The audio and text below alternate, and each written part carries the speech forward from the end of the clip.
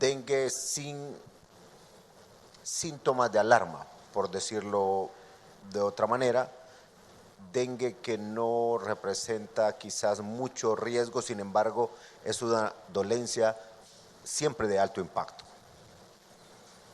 Estaríamos hablando ahora de que el dengue grave son 4.041 casos, el 35.3%. Son ya 40 muertes por dengue grave. Y resulta que la población más afectada son los menores de 15 años. Ahí está concentrado el 80% de las personas que están afectadas. Y para ser más preciso, hasta un año de nacido tenemos el 8.6%. De 1 a 4 años, 17%. Pero escuchen esto, de 5 a 9 años, el 42%. De 10 a 14 años, 11.4%. Quiere decir que el adulto es el menos propenso, pero estamos hablando de que los menores de 15 años, de 0 a 15 años, ahí está el grueso de los más afectados. Por tanto, mañana es día sábado, viene el domingo, dediquémonos a limpiar nuestras casas, las calles. Las brigadas están por todo el país en este momento. Tenemos que hacer una acción conjunta, porque si usted resuelve el tema de su casa y el vecino no hace su trabajo, ese zancudo va y lo pica a usted y le afecta. Y el niño que de repente no tiene todavía la conciencia de cómo cuidarse es el más afectado. Pero también usted podrá estar en una zona del país donde la incidencia de dengue es baja, pero si alguien llega desde Cortés o Lloro u otra zona donde hay alta incidencia, inmediatamente eso se puede regar allá. Por tanto, amigos de los medios, yo quiero pedirles que nos ayuden con esto. Venimos desde el año pasado llamando a la población a hacer conciencia, pero no se puede ver esto a la ligera. Honduras es el país en América que más incidencia porcentual tiene en términos de dengue grave. Los niños son los más afectados. Un 35%, 4.000 casos, es un enorme número. Por tanto, yo quiero pedirles que nos acompañen en este proceso y compatriotas, aproveche hoy en la tarde, aproveche mañana, con la familia, con los niños, a poder limpiar y poder destruir cualquier posibilidad de donde puede salir este zancudo. Fumigar de igual manera, de preferencia, en horas de la tarde, noche o en horas tempranas de la mañana. Pero esto es un trabajo de todos. Ahora bien, también hay una buena noticia, que desde ahora, amigos y amigas de la prensa, quiero invitarlos a que ustedes puedan ver la culminación para más de 100 maestros del proceso de consolidación de deuda. Eso va a ocurrir el día martes, cuando ya cada quien se le entregue el cheque que va a llevar para pagarle a los acreedores y quedarse con un solo acreedor, es decir, o a una sola institución a quien el maestro le va a deber, que es Imprema. Pero sí es importante aprovechar que estamos aquí para darles unos datos de orden general. El día martes estaríamos ya hablando de la culminación de ese primer proceso, pero miren qué interesante. Son alrededor de más de 100 maestros y estamos hablando de que muchas de estas personas recibían ya libres en el sueldo, después de deducciones, 11, 500 lempiras, 900 lempiras, y tal vez en la nómina, en la planilla, su sueldo original es de 22.000 lempiras, 20.000 lempiras, y otros arriba de 15.000, pero lo que reciben son 11, 500, 900. 1000 lempiras. ¿Quién va a vivir con eso? Mucho más ahora que la situación económica está difícil por la falta de circulante del café durante 5 años consecutivos, pero los últimos 3 menos ha circulado el dinero a raíz de los bajos precios de café. Pero también con este alivio sé que le vamos a dar una enorme oportunidad a los docentes de Honduras. Y después de los docentes, también a los empleados públicos. Y luego a todos los empleados del sector privado. Y también estamos trabajando con algunos sectores del agro. Pero miren qué interesante. Estos primeros 100 expedientes, estamos hablando de maestros de Choluteca, El Paraíso, San Pedro Sula, Tegucigalpa, entre otros. Aquí quiero recordar siempre a la profesora Rita Maritza Centeno, de Corozal.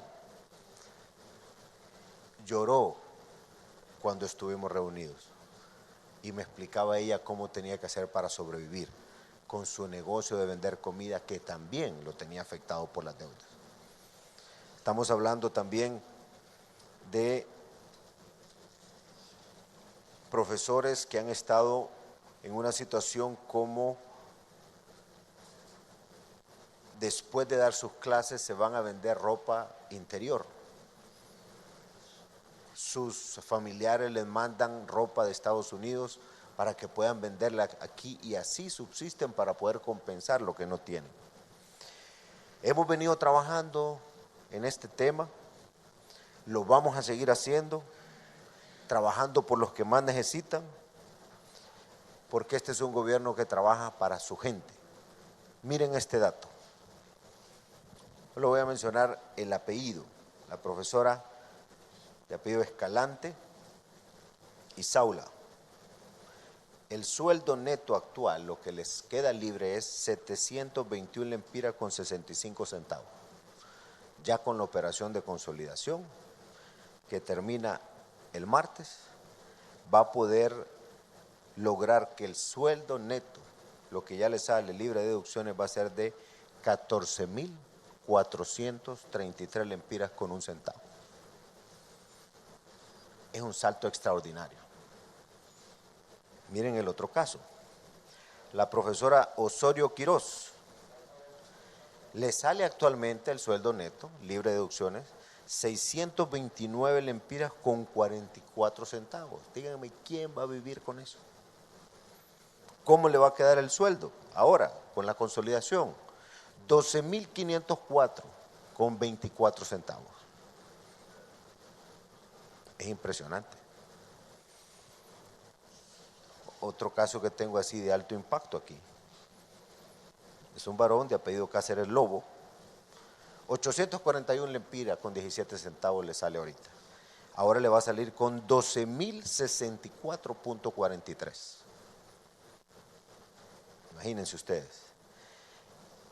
Una profesora de apellido Merlo Castellanos, 838.93 es lo que recibe hoy, después de deducciones. Y va a recibir 14.191 lempiras con 81 centavos.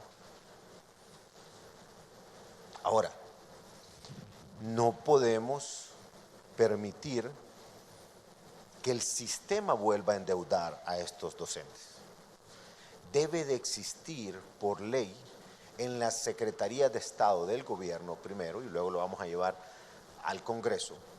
Debemos de cuidar una parte del salario que no pueda ser sujeto de deudas, porque aquí el 100% del salario lo han endeudado, pero hay que proteger a la gente. Y de toda esta operación tiene que salir una campaña para enseñarle a la gente. Yo les hacía la broma el otro día. Me contó un amigo que llegaron de esos que venden electrodomésticos y una pantalla como esta le dijeron, entraron a la casa, qué bonita la pantalla. Y le decía, sí, viera que todavía la estoy pagando. Y le dice el vendedor, pero ya salió la otra, fíjate que es una pulgada más grande. ¿Quiere comprarla? No, le dice, y al final se la terminó vendiendo. Y se endeuda más. Y yo no sé si esa pulgada más significa 1000 lempiras más, pero no le sirve para lo mismo. El celular a veces es lo mismo. Entonces tenemos que aprender a administrar el dinero. Entonces creo que esa campaña es fundamental. y va a ser parte de esto. Pero como les digo, el próximo martes ya se estarán entregando estos cheques y yo quisiera invitarlos a ustedes para que platiquen con todos estos maestros, que conozcan su testimonio, porque eso nos va a ayudar al resto de los hondureños. Repito, sigue después el resto de los maestros, porque va a ir en escala, y también de los empleados públicos, y luego estamos mandando la ley de alivio de deuda para los trabajadores del sector privado, y estamos a punto de finalizar también algo parecido, tal vez no exactamente igual, pero algo similar en readecuación de deudas para el sector productor de café, aparte del producto financiero que ya tenemos con los cafetaleros. Muy bien, preguntas, comentarios. En efecto, señor presidente, la periodista Claudia Almendares del noticiero Hoy Mismo en directo en este momento. Muchas gracias. Muy buenas tardes, señor presidente. Voy a hacerle dos consultas, si usted me lo permite. La primera, el tema del diálogo en el sector educación y salud, ¿cómo va? Y la segunda, ¿tiene reportes usted sobre los diferentes acontecimientos que han ocurrido hoy en torno a la fecha? Si hay protestas, si se han registrado desalojos y si sabe si van a continuar ese tipo de manifestaciones a lo largo del día o incluso el fin de semana. Muchas gracias, presidente. Bueno, el diálogo se ha venido dando el día de ayer en diferentes departamentos, donde se ha invitado a líderes de sociedad civil, iglesias, en algunos casos también ha participado dirigentes de los gremios de salud, de educación, en otros casos todavía no, sin embargo ha comenzado un proceso de amplio debate. En general es una convocatoria exitosa y obviamente siempre seguiremos llamando a los sectores a que allá en su comunidad puedan conversar, porque lo principal aquí es un sistema de educación y salud de primera para el pueblo hondureño. Y de primera significa público y gratuito, como siempre lo hemos dicho. Pero no le podemos negar la aspiración del pueblo hondureño a tener un mejor sistema de educación y salud. De tal manera que llamamos siempre a docentes, a médicos, a todo el personal de salud. El derecho a la educación nadie se lo puede quitar a un niño. No es posible que alguien deje de ir a dar clase por argumentar otro elemento al que de repente también tiene derecho a que se le escuche. Entonces la protesta pacífica no significa afectar, quitarle el derecho a la educación al niño. Mucho menos sacar de la cama del quirófano a alguien que ya esté por operarse para decirle es porque vamos a huelga. Eso no se vale. Eso es reñido con la ley y con los principios para los cuales han sido formados cada uno de nuestros profesionales. Pero yo creo que al margen de que tengamos opiniones diferentes de cómo hacerlo, coincidimos que el diálogo es la mejor herramienta para mejorar los sistemas de educación y salud pública, que significan que sean gratuitos, pero de calidad. Bueno, lo otro es que, lo dije el lunes, claramente, y ayer lo advirtieron con mucha claridad los ministros de Seguridad y Defensa. El pueblo hondureño necesita paz, tranquilidad. Todo el que quiera manifestarse lo debe hacer pacíficamente, sin afectar a los demás. Esta mañana amanecieron ya miembros de los órganos de seguridad y defensa o del orden público en los lugares donde normalmente se dan algunas tomas. Vamos a reconocer en ellos la agilidad, haberse adelantado. Siempre se tuvieron que hacer algunos desalojos, definitivamente.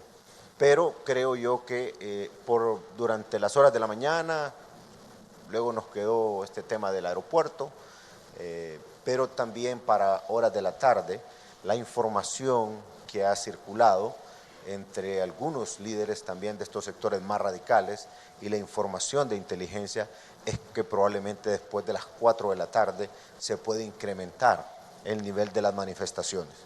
Yo quiero decirles algo, a manifestarse todos tenemos derecho. El problema es cuando ya se viene el vandalismo, la violencia, el ataque a la economía, la desinformación para hacer daño.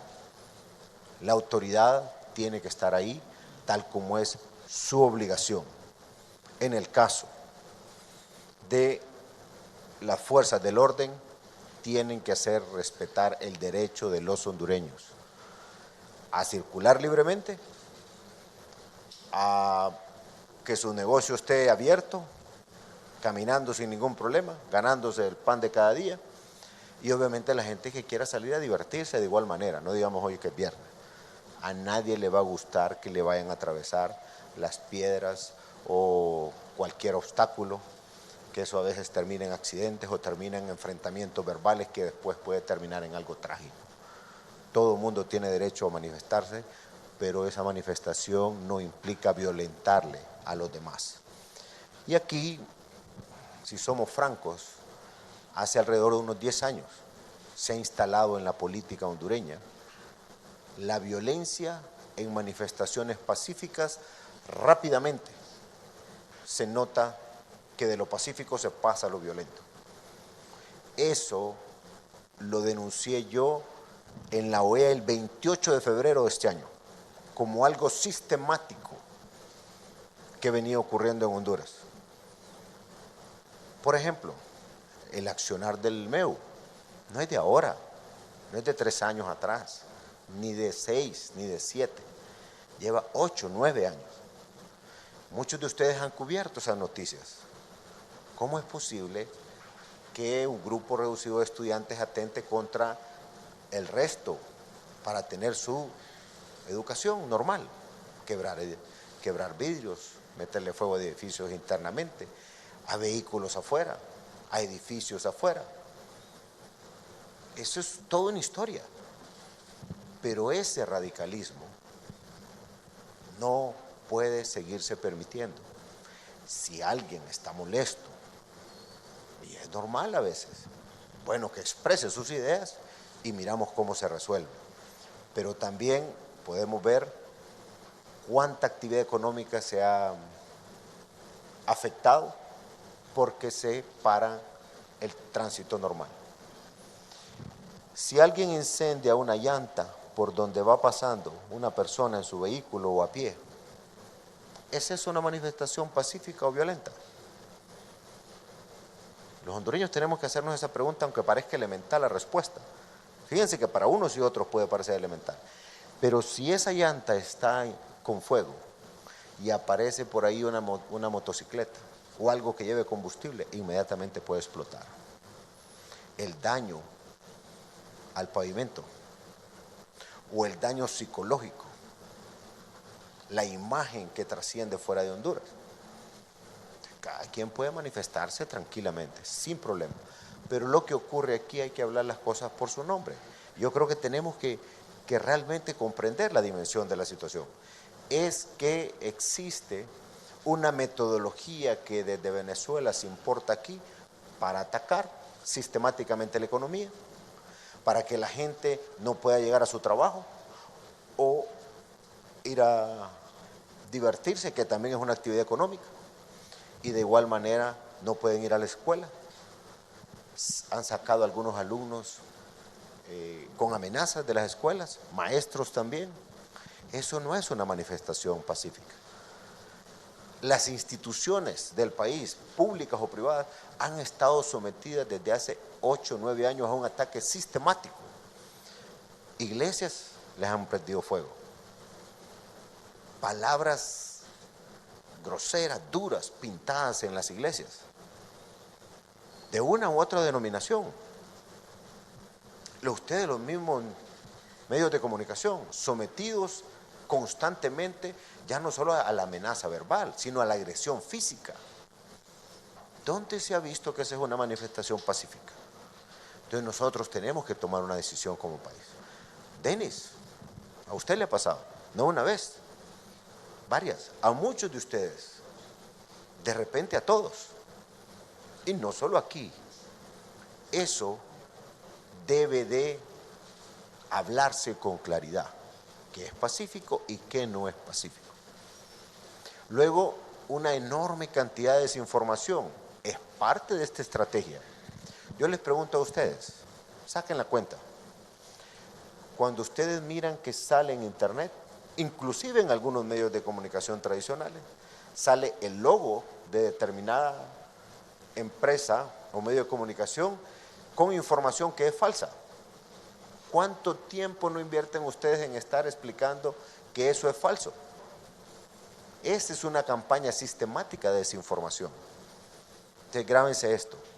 Desinformación, ataque a la economía, ataque sistemático a las instituciones. Es parte de un manual para desestabilizar los países. No solamente se ha usado en Honduras. Y esa es una importación del régimen, desde el régimen de Venezuela con su gente aquí. Si los radicales son pocos, pero han venido haciendo ese trabajo. Yo insisto, para hoy en la tarde, todo el mundo tiene derecho a manifestarse, sin ningún problema. Para mañana, para pasado, siempre. Ese es un derecho que la Constitución ampara.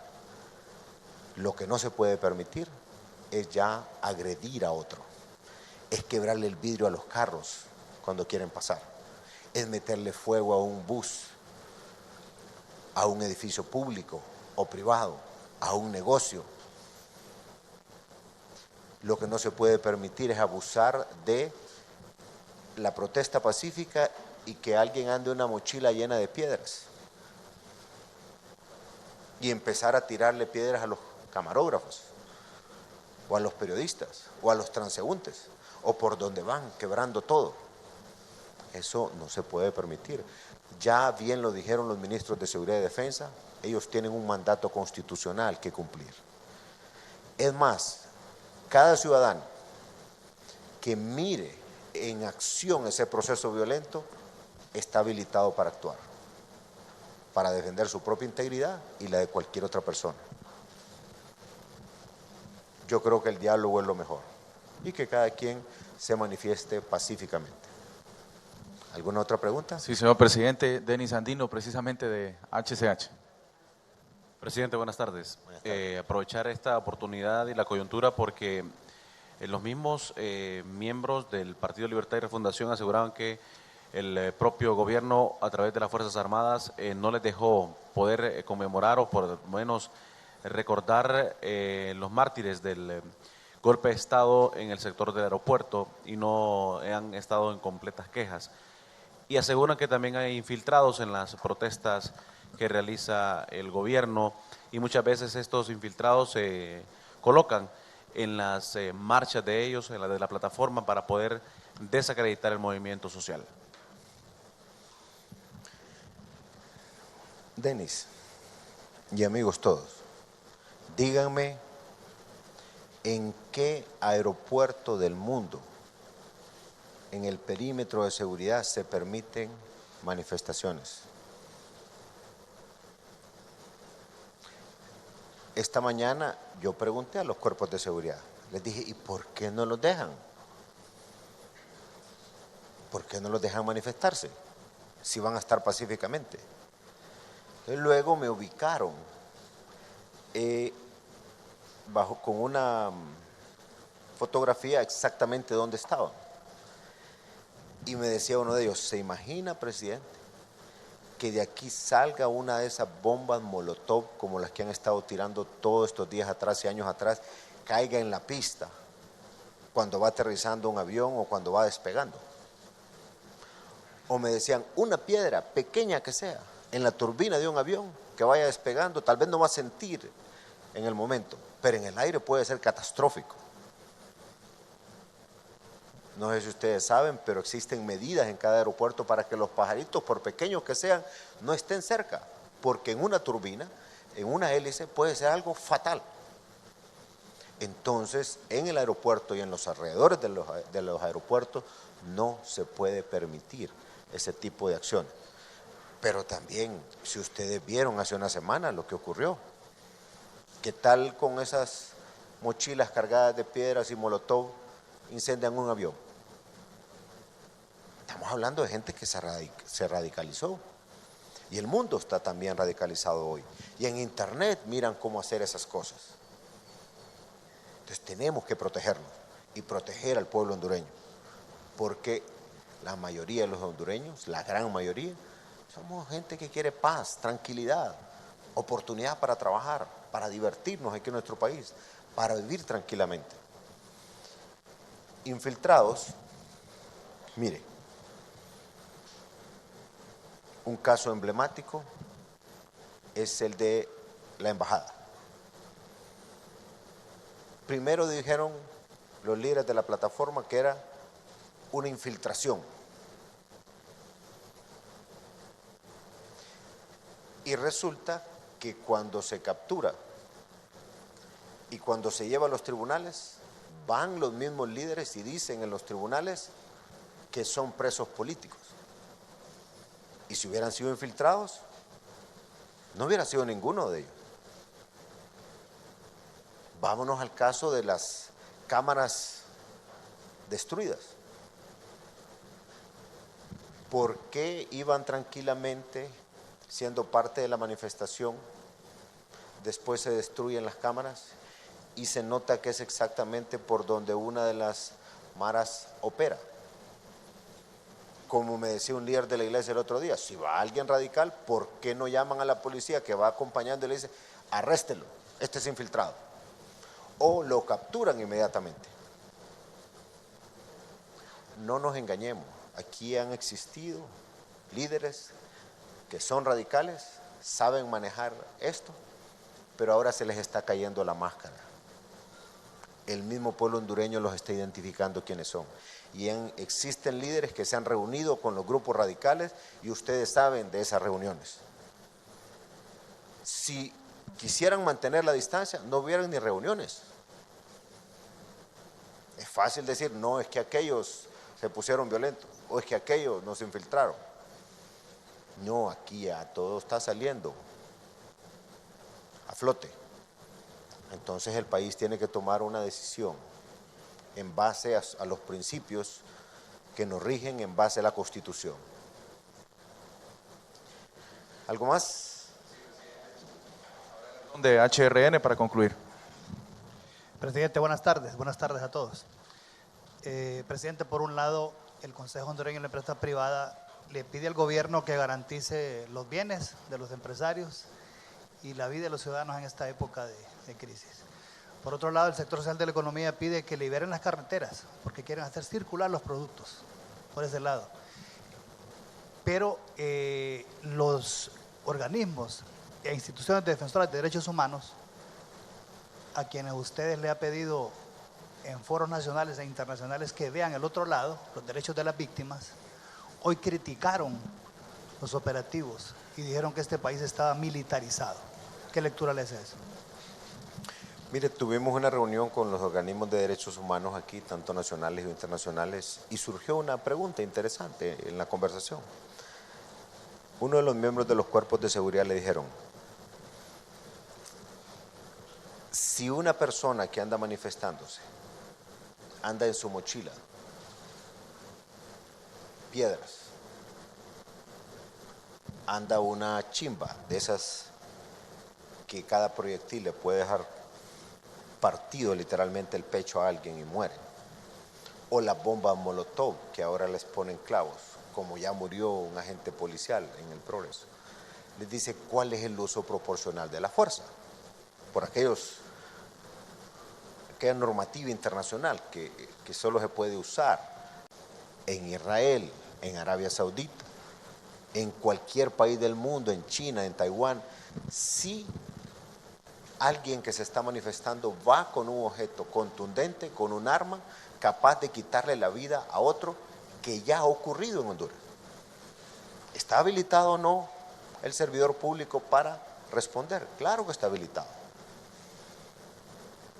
Honduras tiene en su constitución un mandato bien claro para la policía y para Fuerzas Armadas. Seguridad y orden público.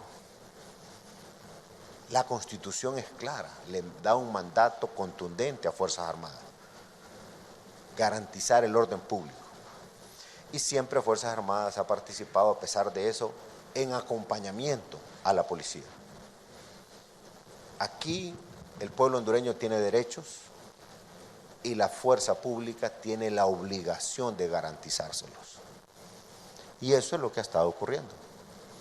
Tenemos que contarle la historia al mundo de lo que ha venido pasando. Ustedes lo han visto, ustedes lo han vivido en las calles. Todos los hondureños lo hemos vivido.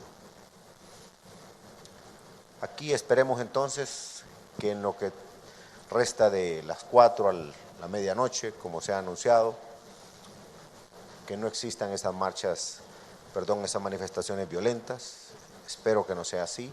Lamentablemente la información que ha circulado es que algunos grupos sí están pensando en hacerlo, pero ya lo dijeron los ministros de Seguridad y Defensa ayer, que las fuerzas del orden estarán ahí para garantizar el orden público, la seguridad, pero también más allá de eso yo quiero pedirle a estos grupos que desean manifestarse, no lo hagan violentamente, háganlo pacíficamente, tienen el derecho y el Estado de Honduras está en la obligación de garantizárselo.